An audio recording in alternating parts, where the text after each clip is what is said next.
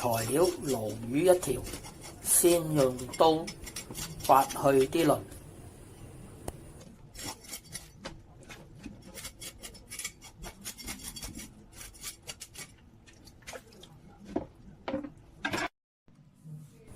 用水清洗內臟，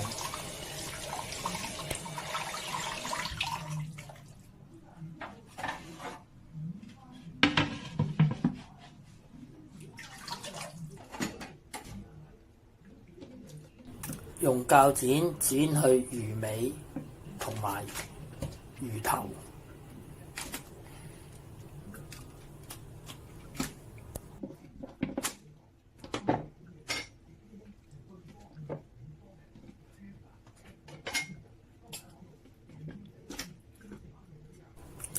用刀片起魚塊，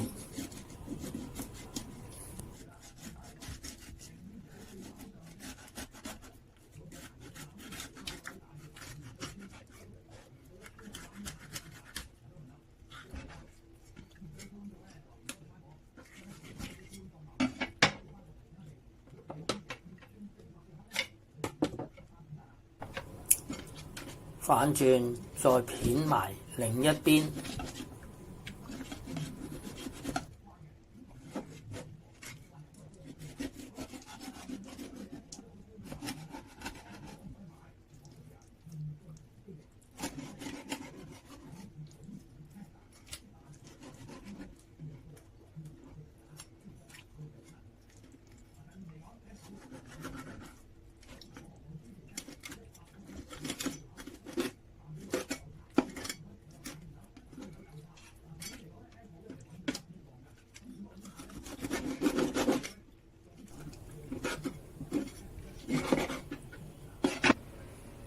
鱸魚肉用刀斜切，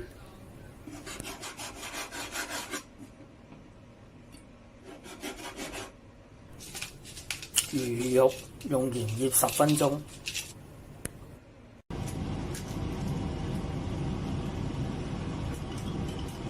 加入少許蛋液，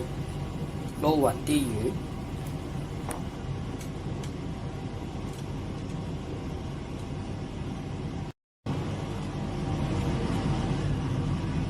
預備保鮮袋1個，加入生粉2茶匙，跟住再將啲魚放入去個保鮮袋度，再加3-4茶匙嘅生粉喺保鮮袋入邊撈勻，黐滿粉液嘅魚塊放在碟中。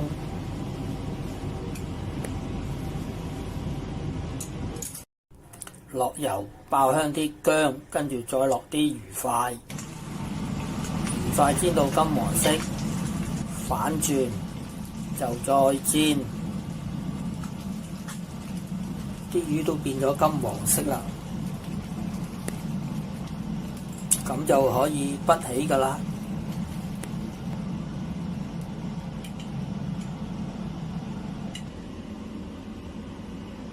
鱸魚易食，可參考上一條片嘅白菜豆腐鱸魚湯。